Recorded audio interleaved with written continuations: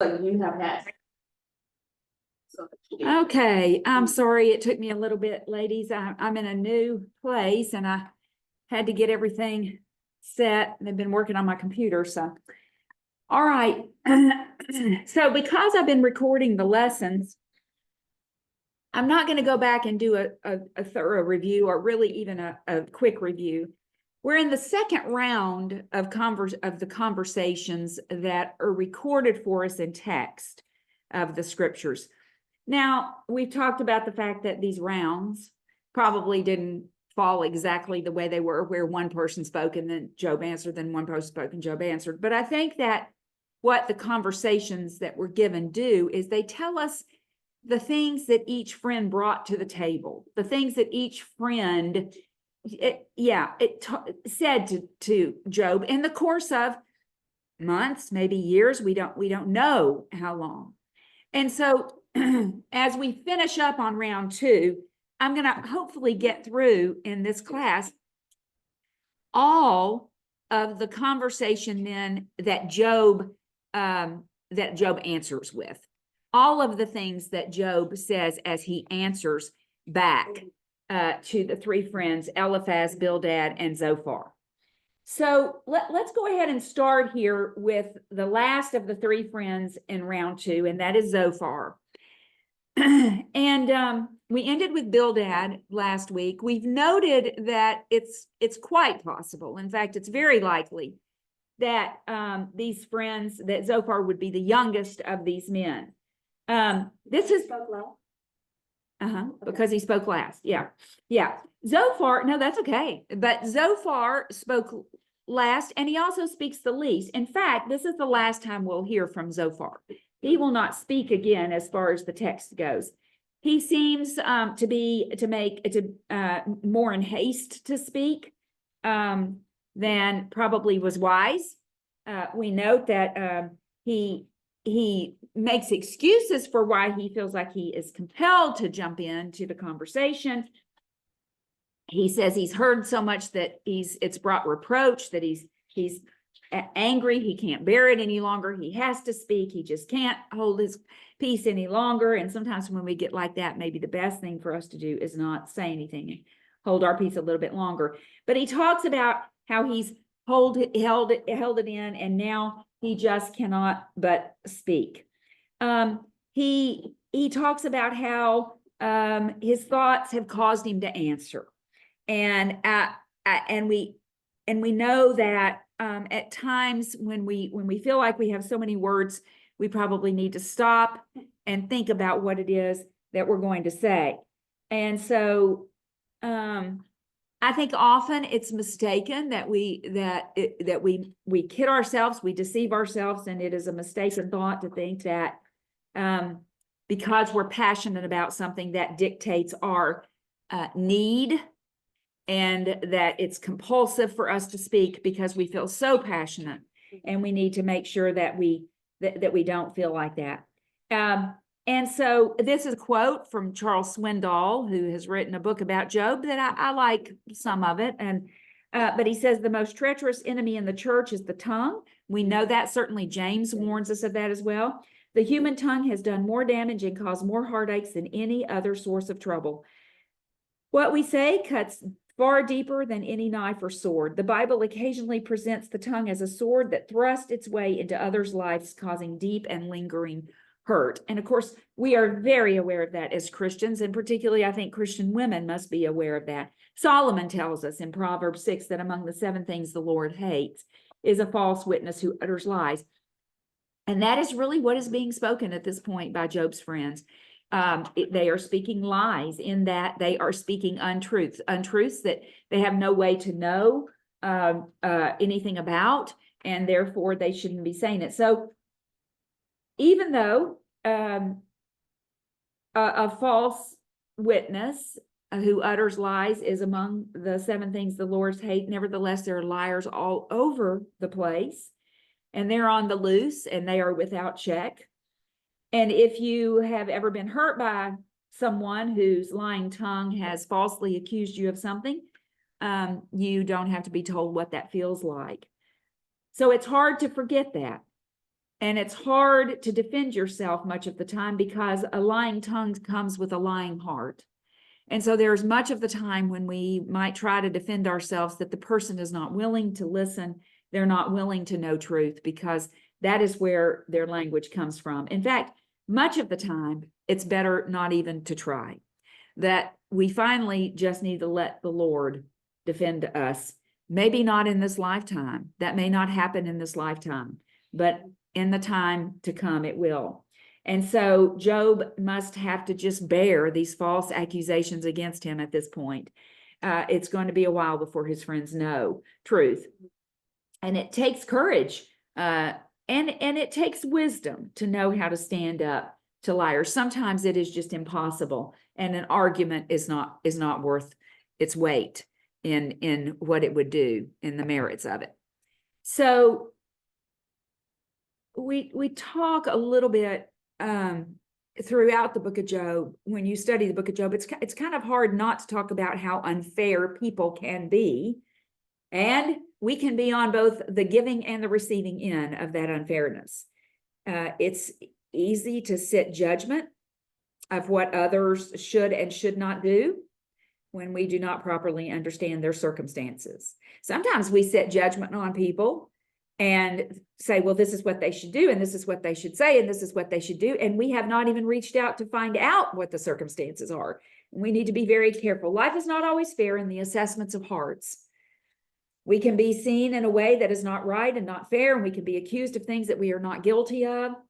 But we must have the confidence to do right, no matter how others evaluate us, and no matter what is said about us concerning our motives and our hearts. I mean, we will stand up for right at times when, maybe we could have done something a little bit differently, but in the end, we have to stand firm in what it is that we believe and not worry about what other people are saying about our motives. And it is with prayer and sincere desire to obey that we serve God and not man, and that we live our lives. And that's really where Job was. If we think about some of the conversations we've had, as Job just justifies himself and he says, look, I know I'm not perfect, but I will tell you that between me and God, I think he would judge me rightly, that I have not gone astray, that these things are not happening to me because I have fallen into some wicked sin or lived a life of sinfulness. And so he felt confident in that, and he knew that that was not the case. And sometimes we just have to serve God and not worry about what men say. And if others find fault or venture to speak out against us and our motives, we just move on. We continue to do what we know is right. And that is what Job is faced with as he meets these friends. Quickly, we'll look at round 2 of Zophar. Zophar is anxious. He insinuates that he's almost agitated. He's irritated. He feels insulted. Job's afflictions and words were now about himself. All of Job's defense then became about Zophar, that Job seems to be dismissing everything Zophar had said, all this wisdom that Zophar had spouted, without ever knowing the circumstances of Job's real sufferings and afflictions.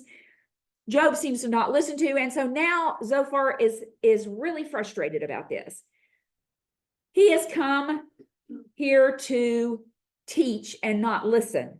He says, hypocritically, that he's come to comfort and to console and to hear, but he hasn't.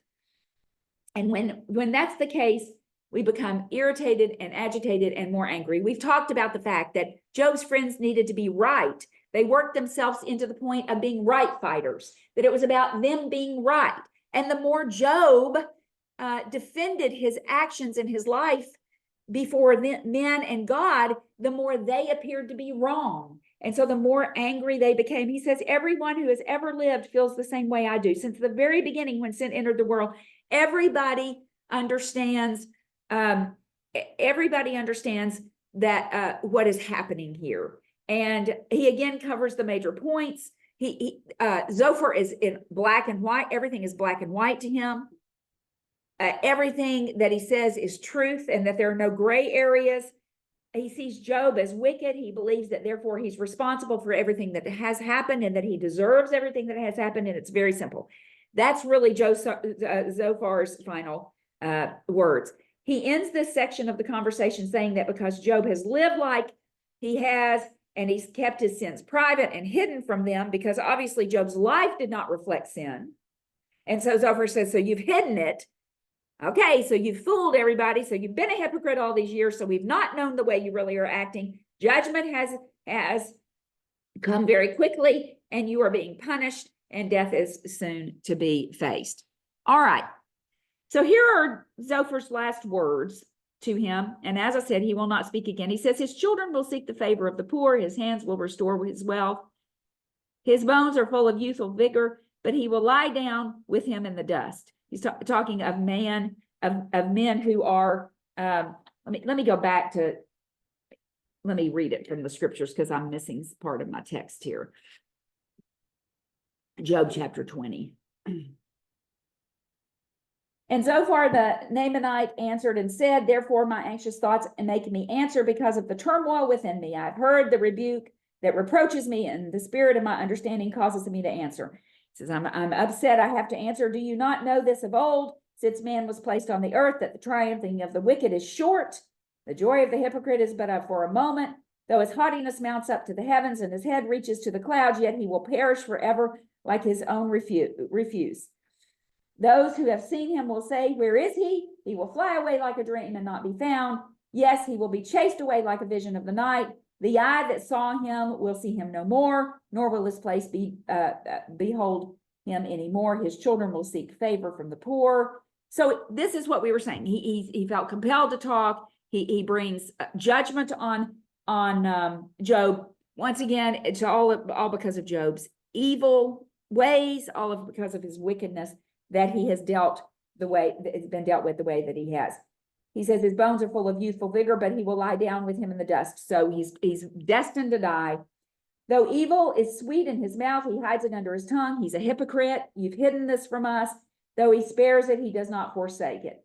I'm going to drop on down. We've talked a little bit about this. He talks about how he meets the end that he should because of his wickedness, that everybody knows this, that he has oppressed and forsaken the poor. He accuses him of not doing good, of being evil, because he knows no quietness in his heart. He will not say anything he desires. Nothing is left for him to eat. Therefore, his well-being will not last.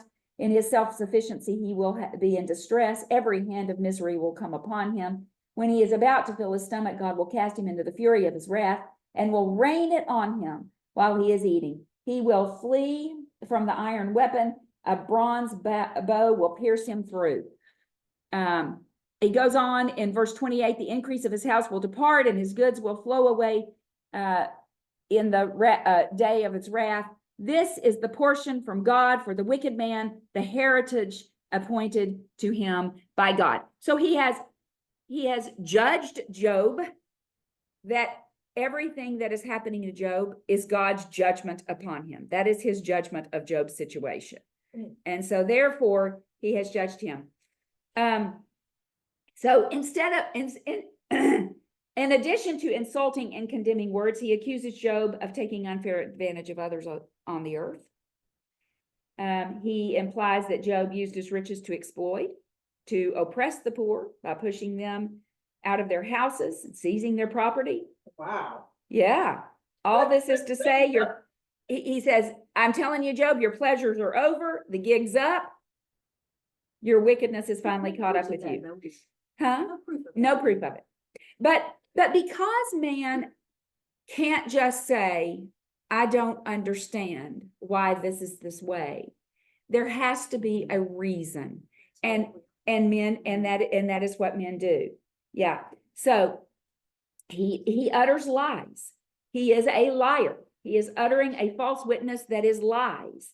He says in these verses that such men as Job who deny God are never content with what they have and who they are, and greed drives them relentlessly. Now, can you imagine? This is Job, a righteous man, an upright man, one who finds favor in God's eyes, who God is testing because of his confidence in him. He says you're just like those men who are wicked. They take everything that's not rightfully there. They plunder, but they don't hold on to it. Their children have nothing because they waste it. God gives them a taste of his anger to chew on for a while. He says that's where you are, and that's who you are. And as they run about in their lives, this description of men, they run smack into each other. They're knocked about pillar to post. They're beaten and battle worn. They're trapped in the house of horrors. Now, I will say that in tonight's lesson, we'll talk about, Job answers him back and says, let me tell you something. A lot of really bad people do really well in this life. And he said, what you haven't taken into account, there's all kinds of people in palaces everywhere who are living in ease, who will die in ease and go to the grave peacefully. And not only that, but once they go to the grave, people will hold them up and they will honor them and they will come to their funerals and they will wail over them and they will praise them but they're still going to meet God in judgment. And so Job's, as Zophar is talking, I'm sure Job is thinking of his answers back to Zophar, which we will talk about in just a few minutes. But he says, this is his description. He says, oh, they just run around like chickens. And this is true in a sense. I mean, I think about people who are in constant anxiety and have no peace in the Lord and who don't know where to look for answers, and they look in the world and one answer leads to another problem and that problem leads to another problem. And so in some ways, this is true. The problem that Zophar had about this is that was not the case with Job, that is not always what happens to evil people and righteous people. And he says they're trapped in the house of horrors and they see everything slipping away without the ability to control fate. That's what chapter 20 says. Their life are a total loss, not a penny to their name, not a bean to eat. God will strip them of their sin-soaked clothes, hang them out for like dirty laundry for everybody to see. Life is a complete wipeout for them. Nothing survives God's wrath. Joseph Swindoll, in his book on Job, says that one comment he read said about Zophar says, this is the last time we hear from Zophar and we will not miss him. Isn't that sad? But true of some. Good riddance, you will not be missed, for your talk is undiscerning and unwise. And that's who Zophar was. And so Zophar had what we call a sharp tongue, which can be about the things we say or the way we say them or both. That's what a sharp tongue can be. We can say things that cut, sometimes deceitfully hidden by phrases that infer a false motive. Sometimes we can say, I'm really worried about so-and-so, when there's no real intention to do anything for them. And so we have to be careful. Or when we say, what's up with so-and-so? Is there a motive to help? Or am I just being nosy? Do I offer advice when I'm fully aware of the circumstances? And so before I'm fully aware of the circumstances. So we can learn from Zophar's conversation with Job, and we must be very careful. All things pertaining to talk, to our words, is about self-control. Everything. We must think before we speak, and then, after giving our words careful thought to measure our tone, the possible impact of the truth, we must be slow to express ourselves. Zophar did not do these things. He used no wisdom, no discernment, and no self-control. I like this quote here. When with reckless abandon, he dropped his harsh words like deep charges. Though Job was a seasoned and mature man of God, they must have hurt as they exploded in his mind. Even for the strong, false accusations hurt. Forming habits of self-restraint is an essential discipline. When receiving information about another, it's best to ask the source, how do you know that? Who told you that? Is this information credible? Those questions have a way of silencing people who tend to pass along damaging and exaggerated information. Zophar was not needed, and he was not useful. That's sad. It's a sad thing. How sad it is if that could be said of any of us. You are not needed and you are not useful. You are adding nothing and you are taking away. He talks nonsense, just absolute nonsense. The volume of words means nothing about the depth of wisdom. Words are just words. And what he says is not true. It is not true. It has no merit. Even if he delivers his speech eloquently and with great skill, he is wrong. He is just wrong. And Job sits there and listens to him. So we've talked now about the second round of the friends, and I want to now look in tonight's lesson at how Job responds to these three friends in this round, the second round of responses that Job has. He will reprove his friends in chapter 16 after Eliphaz speaks. After Eliphaz speaks, and after Eliphaz gives his second course of conversation in round 2, Job will speak in chapter 16 and 17. Then Bildad speaks, and Job will reply in 19, and then Zophar, and so the reply is 21. So these are the chapters we'll be looking at tonight. Starting in Job 16, verses 1-5, and Job answered and said, and he's answering Eliphaz at this point. But I think his answer really I do think this is an easy way to look at this. These are the responses Job has to the accusations his friends have had as a whole. He answers and he says, I've heard many such things. Miserable comforters are you all. Definitely. Yeah. Yeah. Shall words of wind have an end? Or what provokes you that you answer? I also could speak as you do. If your soul was in my soul's place, I could heap up words against you and shake my head at you, but I would strengthen you with my mouth, and I would comfort, and the comfort of my lips would relieve your grief. And it's interesting conversation here. Yeah. Yeah. So Job is so wearied of these continual conversations of repetitive thoughts and accusations of his guilt. There's nothing new being offered. There's nothing useful being brought.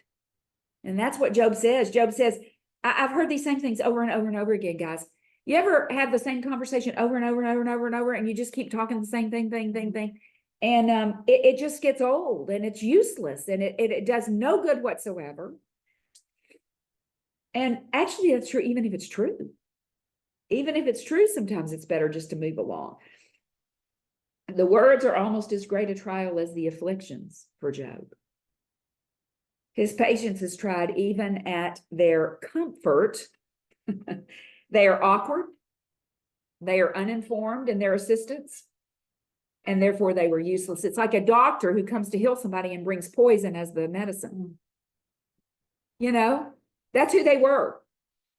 And Job wishes that the wind, the comfort that carries no relief, would just end. Does this wind ever stop? Mm-hmm. You know, this wind, usually a soft breeze coming in feels really good, but not this wind, man. This was not comforting at all.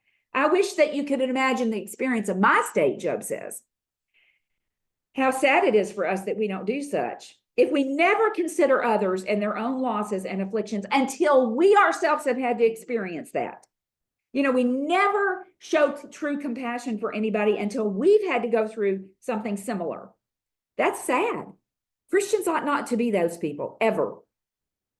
Oh, how we can learn from this text, I am telling you, and that we tell ourselves and we tell God, I am going to try to understand. I am going to have compassion whether I know what this person is going through or not. And until we get to that point, our judgments need to be reserved. We need to keep to ourselves what it is we think, because we do not know. And when we have those losses and afflictions, then we might be able to have that compassion. You know, I don't think we have to suffer loss to know loss. I've often said, I pray that God doesn't have to afflict me with illness in order that I might be compassionate for those who are ill. There's a danger there. There's a real danger there to make assumptions that we know something a certain way. Perhaps I've never felt as bad in my life as some who are struggling with pain and affliction. And we must never be those people who cannot have compassion without experience, lest God make sure that we do that. You know? And Job says, in fact, that could be the case. He said, if you were in my situation, I could speak like you. If this were you and the places were reversed, I could do exactly. Because you're doing what is the easy thing to do. Do you know what's easy? What's easy is to just smack somebody and say, that person must think this, or why aren't they doing this, or what's going on that they don't do this? That's the easy way. The hard thing to do is to be patient and to say, I'm not where they are. They're not where I am. I don't know. But if the heart is right, they will get there. They will understand. They will know. And so he says, I could do that, because the easy thing to do would to be shaking my head at you and saying, look at you. I'm glad I'm not in your situation. I obviously haven't done anything wrong like you. And that's what he says here. I mean, that's what this text is. But instead, He says, I would try hard to comfort you. I would really try. I believe I know myself well enough to know that if you were in my situation, I would really try to comfort you. That's what he says. Here's what affliction had already done for Job. It had made him aware of others' own pain and losses. And he was determined that he would try to relieve the pain with his words. That's what it had done for him. And there are times God just demands us to experience those things which we have not experienced before, and we have not considered to be our portion, so that we learn compassion and patience and kindness. And when something happens to us, we begin to understand that perhaps we have not always dealt fairly and kindly with others who have faced similar situations and circumstances. And perhaps we ourselves have not thought of others the way that we should. And I think that's why God sends us afflictions. I think that's why he tests us. I think it can be just a testing. I think it can be that he knows that we can persevere and that we'll be fine. And that we'll learn more about him, and that we'll understand his nature more, and that we'll yearn for him more, and that we'll turn to him more. But when it happens to us, we begin to understand, and we begin to deal fairly and kindly. And so, if we find ourselves with losses and afflictions, and if we do not find ourselves with losses and afflictions, let us always be compassionate. It could be that we're not sent certain afflictions and tests because we don't need to be tested, that we already feel compassionate. And so those are all things for us to think about as we study this book.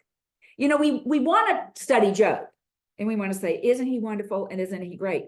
But really who we have to study along with Job is we have to study his friends, because you realize they were righteous. They were doing all the right things before this all happened to Job. They were offering sacrifices for their families. We know that because at the end, they want to offer sacrifices. So they're doing all the right things. They just don't have the right hearts. They do not have the hearts within them to give God the ability to solve the problems and to just be there and to be compassionate and to be comforters. Job is bitter. There's no question about it. Verses 6 through 16. Though I speak, my grief is not relieved, and if I remain silent, how am I eased? I can't talk about it too much because that's not any good, and if I go off and be silent, that doesn't help. But now he has worn me out. You have made me desolate of all my company. You've shriveled me up, and in the witness against me, my leanness arises up against me and bears witness to my face. He tears me in his wrath, and he hates me. He gnashes at me with teeth, and my adversary sharpens his gaze upon me. They gape at me with their mouth. They strike me reproachfully on the cheek. They gather together against me. God has delivered me to the ungodly, turned me over to the hands of the wicked. I am at ease, but he has shattered me. I was at ease, but he shattered me. He's also taken me by the neck and shaken me to pieces. He has set me up for a target. My archers surrounded me. His archers surrounded me. He pierces my heart and does not pity. He pours out my gall on the ground. He breaks me with wound upon wound and runs at me like a warrior. I have sewn sackcloth over my skin and laid my head in dust. My face is flushed with weeping and my eyelids in the shadow of death. Job is bitter. He doesn't know whether to vent and to let it all out or to just keep it in and not speak. Sometimes one helps. Sometimes the other is a relief. Sometimes letting it all out gives comfort. We vent, and sometimes that's comfortable. But I'll tell you, you vent too much and it's not comfortable. And Job says, even when I speak, I'm not relieved. He says, but if I do nothing and I stay silent, which is sometimes the best thing, I'm also never nearer any ease. And he's found guilty either way. If he spoke and maintained his integrity, which he had done, that was his crime. Look at you, you hypocrite. You're just defending yourself. Obviously, that's not true. And if he makes no answer, the assumption is that he's guilty of the accusations and that he's in agreement with them. And he says, here's my current state. My family's gone. My household is left. The little bit of household that I had left is scattered. My friends are not a comfort to me. Everybody's turned their back on me. Life is tiresome. I'm worn out. I don't sleep well. He's already mentioned that. My journey in this life is at best uncomfortable. And I'm worn out. I'm exhausted. The company of so many good people who at one time gathered at my house are now non-existent. My body is worn away with diseases and pain. There's nothing of muscle on my bones. He says, my face is wrinkled and furrowed because of my sickness. He was full of wrinkles. He looked a mess. His body bears witness that God had not chosen to intervene. Whether or not God was responsible in punishment, which obviously we know was not true. He said, even if you aren't judging me, and even if this is not a judgment, you certainly have not chosen to intervene for me. I've not received an answer yet. You've not decided to protect me and to bless me in all of this. And my state is a witness of all of the complaints. This is the state on earth for Job at that time. That's what was happening. Who's the enemy that sharpens his gaze? I do not know. I don't know who he's talking about here. Maybe Eliphaz, who's expressed himself with such indignation to him. Maybe Satan, who was the enemy who hated him. We know that that's the case, but I'm saying in Job's mind, as he's stating this, who is he thinking is the enemy here? God himself? I think many times that is the indication. Job has questioned God's presence and his care. Perhaps he's assuming God has found him to be an enemy. The source of terror and death is because of God. He says that everybody's abusive and mean to him in verse 10. They wanted to devour him. They wanted to swallow him alive. He saw himself like a lone lamb among the wolves who attack and lay in wait and strike to kill. And whatever the reason, whoever the enemy is, God had allowed the enemy to ascend upon him when he was at ease. He says, my life was fine. I was at ease. Things were good. But there has been a furious attack on the ease. And they took him by the neck. I mean, the attack that came upon Job was like somebody grabbing you from the neck and shaking you and piercing you through. There are moments in our life that change our paths of our lives forever while we're on earth. But they do not change our relationship with God. They do not change the fact that we must be content. Those moments cannot be removed and they cannot be rechartered. We do not do playovers. You don't get to back everything up. It is just where we are. And Job here describes that. In a moment, everything had changed. In the nod of the head of God, Satan has poured out gall upon Job, torn him apart, laid him open, pouring out the insides of an animal hunted. That's what the pouring on of the gall. And when one thing heals, another appears. And that's Job's state. No peace, no honor. All the rich and beautiful clothing exchanged for the shame of a sackcloth. All that is left of the soul is the tears and then death. Put yourself in my place and then you speak your words, Job says. That's my state. That's my state. And yet, even in my condition, Job says, I find comfort. He had the testimony of a good conscience. That's what he had. A good conscience of one who had walked uprightly. He never claims to have been perfect, but he's confident in the intentions of his heart. You see, I think that's where the confidence comes from. Recently, we've been discussing in our Bible class on Mark about some of the passages that talk about, that those who do good, but their hearts are not right. And the passage in Matthew has been brought out several times that there'll be those who say, but haven't we done good things? And haven't we been there for you? And haven't we acted the way that we were supposed to? And he says, depart from me, never knew you. You see, I actually think if we're good at doing what Paul asked us to do, and that is to look clearly and intently in the mirror, we know our hearts. We know our hearts. We know them as well as God knows them. And he knows that intention of that heart. And I think that's where the confidence comes from. If we walk around and say, oh, I hope I'm saved, I hope I'm saved, there's something wrong there. Because our hearts, Job is saying, listen, guys, you can say whatever you want, but I have a good conscience and I have walked uprightly. He's confident of the intentions of his heart. He's fled from sin. He's lived righteously. His prayers are pure. He says, I have prayed pure prayers. This is not fake. I'm not a hypocrite. I'm not walking around doing this and then begrudging it. I mean this. I have love in my heart. I do believe in the promises. This is an interesting conversation, like I said, among brothers and sisters, because we have to live with confidence. How would we ever bring anybody to Christ if we ourselves don't believe that there is an answer and that there is hope and that we can be confident in the hope and that our foundation of our life is that hope? And we can express those sentiments to others. And that's what Job does here. You and God are the ones that know your true character and heart. You know, I might not get it all right, but I certainly try. That's who we ought to be.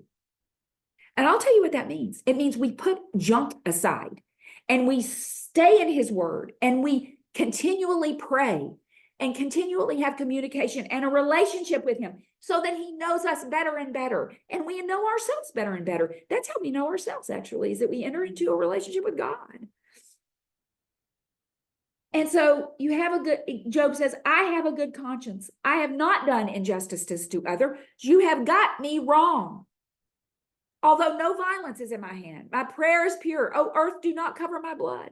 Let me cry, have no resting place. And let me cry, have no resting place. Surely even now my witness is in heaven and my evidence is on high. My friends scorn me, my eyes pour out tears to God. Oh, that one might plead for a man with God as a man pleads with a neighbor. For when a few years are finished, I shall go the way of no return. And so he talks about how he's not done injustices to others. He's not taken his eyes off of his God. I will let my God be the judge because my friends just simply hate me. Isn't that interesting? He could not be justified by them. Therefore, he would not weep before them. But he is certain that in due time, God will see his tears and justify and vindicate him. For it is God and not man who knows the content of my tears. I can fake tears, or I can cry tears that God knows.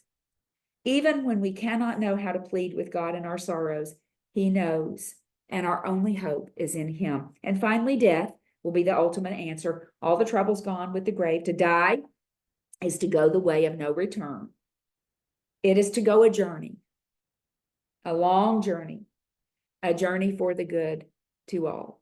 To remove from this to another country, for the world of the tangible to the world of the spirit. It is the journey, sometimes long, sometimes hard, as for Job. I mean, Job did not have an easy time, did he? There will be no coming back to this world. And it is but a few years for all of us until this journey finds us there. It will be the crown of our integrity, and Job knows it. That is where his integrity will be his crown. He knows that it cannot be on this earth. His friends have already proved it to him. My spirit is broken. My days are extinguished. The grave is ready for me. Are not mockers with me, and does not my eye dwell on their provocation?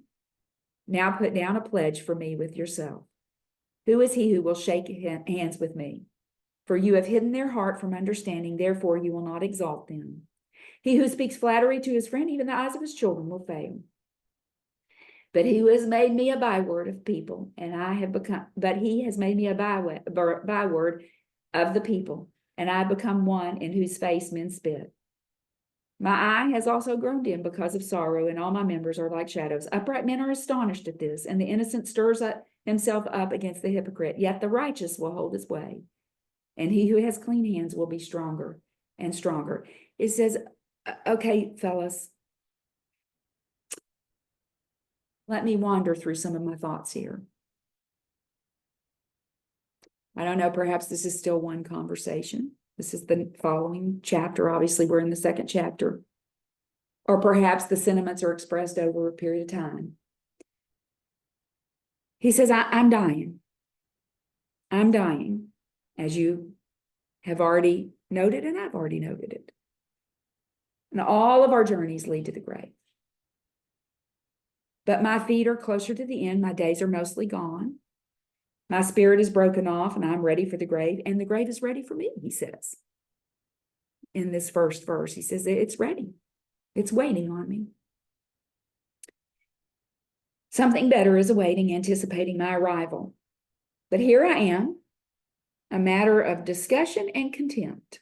That's where he is. No answers. I'm mocked. I am laughed at. There are those who speculate and accuse me. I'm seen as a bad man who's talked about behind my back while they pretend to care about me. Can't clear myself without God, and God has hidden himself from me. They have no understanding of what is happening. And therefore, they will finally face that which all face, and that is judgment, correction from God. He says, you're going to face it too. And just because understanding is hidden from your heart, we're all going to be in the same place. We're all going to meet God. The correction of God will come to all. He's not going to exalt them in the foolishness. He says, God is not going to exalt you in this. And so in their hypocrisy, their families will be affected. And actually, this does happen to them in Job's lifetime. Job had no way to know that. But those who speak and act without understanding and say words that they have no way to know, they speak without knowledge, without wisdom, they finally affect even their own children. And that's what's said here. They fail to instill in their children the sincere truth because they have been hypocrites themselves. And when the children search, the parents can't provide any understanding whatsoever because the parents don't have any. And he accuses these men. It is God and God alone who can right all the wrongs that are going on here, Job says. Upright and sincere men and women are innocent. They are not perfectly so, but innocence is what they aim for and they press towards. Psalms 19:23 tells us that those who are upright are said to be innocent from the great transgression. They are righteous who walk in righteousness. They have clean hands, washed in innocence. Psalms 26 says. Job ends his set of thoughts by discussing how these righteous and upright people ought to view the circumstances in which he finds himself. He says, this is how upright and righteous people who have understanding view life and afflictions and trials. He says, first, with great inquiry. That is for sure. I don't think there's any of us who don't say, wonder why this happens. And I don't understand injustices. There are certain movies I just cannot even watch. I can rationalize that there are injustices to men and to children and to things that happen to people. But I know that I have no way to understand God's justice in all of that. And so I think that we all have questions. We all certainly inquire. Certainly we all, our minds all grope for reasons and to think of all of that. And certainly thought and consideration is given by all of us on those kinds of things, of why things happen the way they do and how life and death happens to certain people in certain ways. And he says, number one, it'll amaze them. It is amazing. They will be astonished to find a good man such as Job in such an afflicted state. He says, I'm going to tell you what a good man does with somebody like me. They say, wow, how did that happen? Why in the world did that happen? That his dear friends had come to comfort him and could not get at least to even that point. And he says that is the way upright people think. And you are in danger of being judged by God because you are not acting like an upright person when you come into the situation with somebody like me. He says, upright men would wonder and be amazed. They'll be amazed that God would lay his hand so heavily on a good man like Job. And they would even be more perplexed that God would allow these friends to come in order to bring comfort and allow him to bring more grief.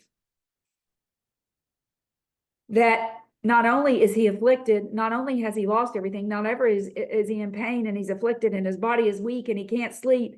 Now he's got friends who come and say such things about him. And he said, that's really what an upright person would see in all of this.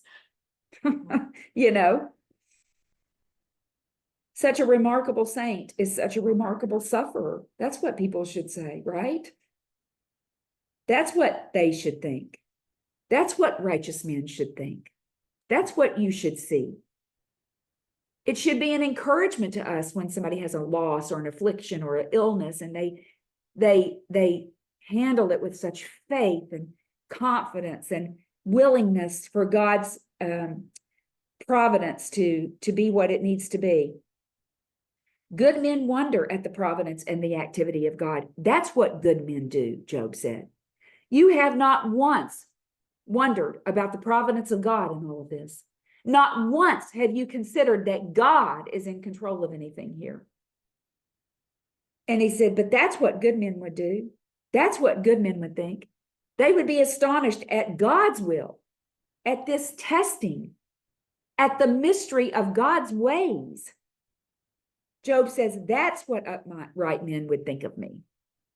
And righteous men would then be moved. They wouldn't be discouraged in service, but they would be motivated by this good man who's afflicted.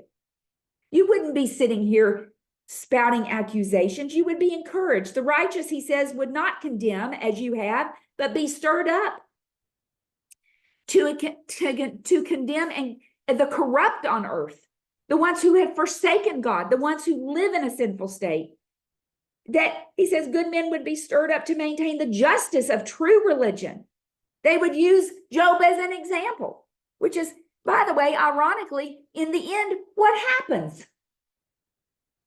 And not only do they tell the tale, but years later, the tale is still told about Job in his patience and endurance in the face of trials and afflictions. And Job said, that's what righteous men would do with somebody like me.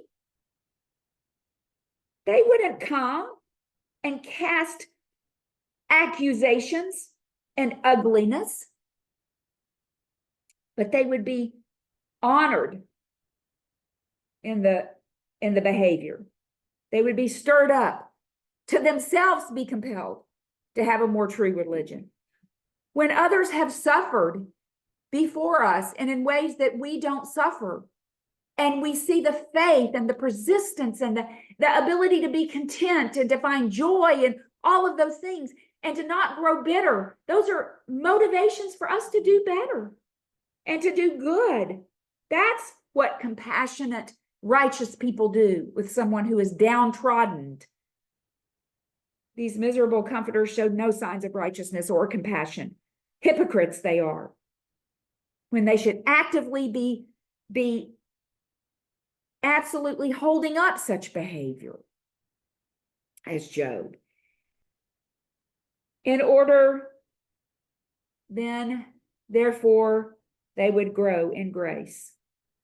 This upright person would grow stronger and stronger in grace and in mercy themselves when they evaluate the trials and the tribulations of good men as they face earth. I mean, we just all live in it. And we all face trials and temptations and hardships and afflictions and pain and inconvenience and unexpected circumstances. Things that we never anticipated for ourselves. These weren't the plans Job had made. He talks about that a little bit later on when he talks to Bildad. He said, listen, I had plans. I had plans for the next day. But I had plans for years to come. I had plans for my children's children. and my grandchildren, my great-grandchildren who now don't exist. And so everybody, by the side of other good saints' trials, as well as their own difficulties and discouragements, good men and women become more vigorous in their efforts to serve. I'll tell you what you do. You either give up or you are propelled and compelled to do more and to serve more and to do more and to serve more and to be more compassionate and to be better. Because heaven means more to us through trials and tribulations and afflictions. He says that's what people do. They become more lively in duty, more warm in affection, more resolute, more determined, more undaunted. Bring it on, Satan, because I will win. I have seen others win before me, and you will not conquer me. Or you can become bitter and mean. I don't know that there's a lot of in-betweens. You either wallow in it and you become bitter and mean, or you are better for it. Matthew Henry says, the blustering wind makes the traveler gather his cloak the closer about him and gird it the faster. Those that are truly wise and good will be continually growing wiser and better. Proficiency in religion is a good sign of sincerity in it. And that is true. And so we really believe what we say we do. And we go about our lives, and when we're young, we haven't experienced some of the hardships, and we say, oh, well, I'll always believe in, oh, heaven means a lot. And by the time you get towards the end of your life, if you live a long life, you've had to put that to the test. And you see what you're made of, and God sees what you're made of, and others see what you're made of. And it's an encouragement to others. And Job says, that's what good men would do with me, by the way. But please come back again, all of you, for I shall not find one wise man among you. My days are past, my purposes are broken off, even the thoughts of my heart. They change the night into day. The light is near, they say, in the face of darkness. If I wait for the grave as my house, if I make my bed in the darkness, if I say to corruption, you are my father, and to the worm, you are my mother and my sister, where then is my hope? As for my hope, who can see it? Will they go down to the gates of Sheol? Shall we have rest together in the dust? Let me see how much I have on this before I start this. We may just want to start right here next week. Whether I do the class here at the house or not, there's so much going on this time of the year. And actually our congregation, we've talked about this with the ladies here. Our congregation has a lot of things going on where we're together a lot and studying a lot together right now. And so I may just do this online, but I will continue this study online. We will meet one way or the other next week, and at 7 o'clock online, and I will continue to take the lessons and send them out as well. So let me go in and stop the recording.